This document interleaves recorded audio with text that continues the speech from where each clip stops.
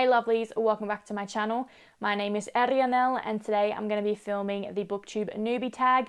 I'm really excited. I thought it would be a great opportunity for you guys to get to know me a bit more. I realize I've posted some videos on here already, but like I said, I think it's a great opportunity and I'd love to get to know you some more as well. So let's get into it.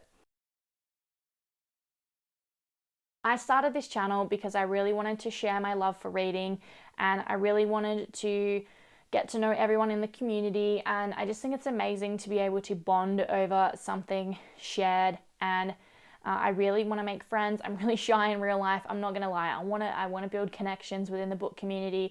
I want to share this side of my life with you, and I'm definitely trying to improve myself, and that's why reading has become such a big part of my life. My partner and I, for the past couple of years, we've really been trying to build better habits, become better people, grow as people, and I really wanted to share that journey with everyone. I think something fun and unique that I can bring to YouTube is just being realistic. I feel like in the book community especially, there's a lot of pressure to have to meet your reading goal that you set on Goodreads. You have to read like 80 plus books a year. If you do like a 48-hour readathon, 24-hour readathon, you cannot fail. You have to read for that whole time. And sometimes I feel like it takes the joy out of reading when you have so much pressure from everyone else. And it's not necessarily that other people have created the pressure, it's just feeling like you're not good enough. I hope that makes sense. And I really want to debunk these things. I want to be real here. We've all got other things in our lives that we need to pay attention to, or we're wanting to dedicate focus to. And here I just want to be realistic with how much reading I can find the time for or dedicate the time to in my everyday. And really, it's not a lot, but that doesn't take away from the fact that I really appreciate the art. I really appreciate reading. And, you know, I want you all to know that even if you've only picked up one book this month, or, you know, you haven't read as much as you aim to read, it's okay. You're trying, you've given it a go. We can't always be the best at reading all the time. Like, that's life, and I want that to be my message here, and I really hope that that resonates with you. There are two reasons that I love reading, and one of the reasons is obviously the experience itself. I just love being so immersed in the story and the characters and creating my own vision of them, and then knowing that someone else has read the same thing and the main story is the same, but we all have our own versions in our minds. It's so fun, and books are always there for me when I need comforting. They're just so creative, and I just find happiness in that. And the second reason I love reading is because of the world building, and like George Martin has created this entire world of Westeros and Essos in his own mind, and that's just literally, I cannot get over that. It's so freaking amazing and creative, and I know that it's inspired by the War of Roses and other historical or mythical events, but he's been able to weave this very vast, intricate story together, and it gives me hope and inspiration and motivation. The books that got me into reading is A Song of Ice and Fire by George.R.R. Martin. I did watch the TV show because I heard people talking about it in homeroom, and so I went home and I just watched it, fell in love. Only 3 seasons were out at that point in time, so I begged for the books for my birthday, got the book series, didn't really have friends at school, so I spent all my breaks reading by myself, and it was just there for me in a time where I needed some love and some comfort, and some of the characters were like around the same age I was back then as well, so that just was something for me to grasp onto and to really get me through a hard time.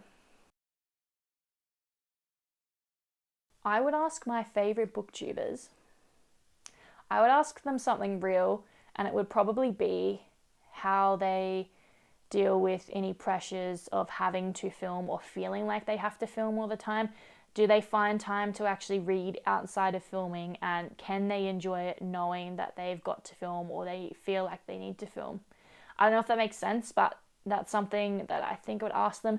And I'd also want to know, like, if like something really bad happened and they had to like flee or something, what book they would take with them that would bring them comfort. Like I'm not asking like a book that would make them happy or a book that they really like because it's pretty, but one that actually would give them comfort during a time like that. And for your information, my top 3 favorite booktubers are Jodie, aka Vanilla Moon, fellow Australian Perry from Six of Chaos, and Katie is Reading. I love all of their videos. I get so excited when they upload. Their videos are just so cozy. I think the biggest challenges to overcome are probably going to be just getting comfortable talking to the camera. I'm definitely a lot more comfortable than I was before, but there are lots of things that I see need improvement, and like I just have to stop being a perfectionist about everything, because as I keep doing this, like I'm going to get better, but I feel like I need to be perfect right from the start. So not sure if that's relatable to anyone watching this, or if you make videos and you're watching this, like maybe you can relate. It's just like, yeah, putting really high expectations on myself, and you know, it's okay to not be the best at the start. And another thing is like the equipment used for filming. Like I'm filming on my iPhone right now, but you know, there's lots of issues that come up, especially when editing and exporting and then having to troubleshoot those. So you know, it's definitely a learning experience, and I feel like you need to be patient when going through this. So I definitely did start reading in 2021. My fiance got me a book called Fire Cannot Kill a Dragon, and it's like a behind the scenes book of filming a Game of Thrones, and it's like this big, and I read it all in like 2 to 3 days, and I was just so obsessed with that. So then I started looking up booktube, BookTok, and A Song of Achilles was trending, so was Throne of Glass. So I read both of those, and then I read All the Stars and Teeth by Adeline Grace, which is like a piratey adventure type of book, and I really like that. And since then, I've been reading most of the time. The majority of my reading is actually on my breaks at work. I have 3 breaks a day, 2 are short, one's half an hour, and I do most of my reading then. I always have a book with me, and then when I'm at home, I will read in bed before we go to sleep, or if my partner is gaming or working, I will go sit with him and I'll read.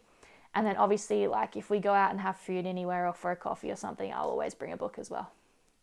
I want to be able to read here in my office, because obviously this is where my bookcases are, but this chair is not very comfy. It's just like a standard office chair. I want like a cozy one, you know, like the IKEA reading chair, and I want to be able to sit on that and read with fairy lights on and like coffee, just be real cozy. My favorite kind of books to read are fantasy books, and I think that's definitely from my love of elves.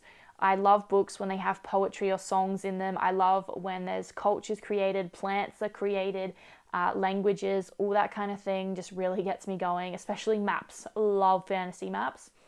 And I also love Greek retellings. I have a massive list on my phone of books that I want to read this year that are all Greek retellings. Ever since The Song of Achilles, I've just loved them.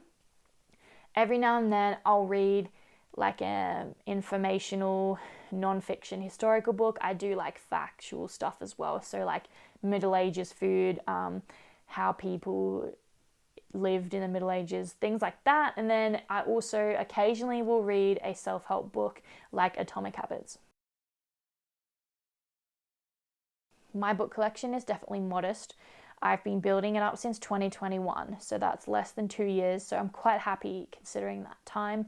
I do not buy a lot of books, and I've got quite a few on my Kindle as well, but I haven't really been reading that as much. I've gone back into the physical books, and I do have 2 of the big Billy bookcases and one of the small ones. It's filled up with art stuff as well, so it's not all books, but I'll see if I can chuck a few clips in for you and just give you an idea. But keep in mind the ivy's fallen off, it's a little bit messy. I'm hoping to film a bookshelf organization / tourish kind of video soon. So yeah, thank you guys for watching this video. I really appreciate your support, and I hope you enjoyed getting to know me a bit better. I'd love to get to know you some more as well, so please comment below, answer some of the questions from this video. I would love to read them. Please follow my Instagram, which you'll find linked below. Like and subscribe, and I will catch up with you guys again soon. Bye.